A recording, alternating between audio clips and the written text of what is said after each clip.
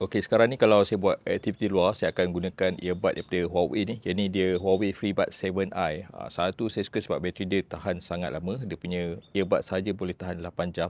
Okey, tapi kalau sekali dengan dia punya casing, dia boleh tahan sehingga 35 jam lebih daripada 1 hari. Memang padu. Okey, dia punya design charging case memang unik, bentuk bulat. Okey, lain daripada lain. Lepas tu dia punya earbud pun memang cantik lah.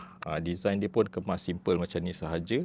So, kalau kita pakai memang selesa, dia auto rasa kedap. Okey, earbud ni pun dia memang sesuai untuk pakai dekat luar sebab dia ada Intelligent Dynamic ANC 4.0.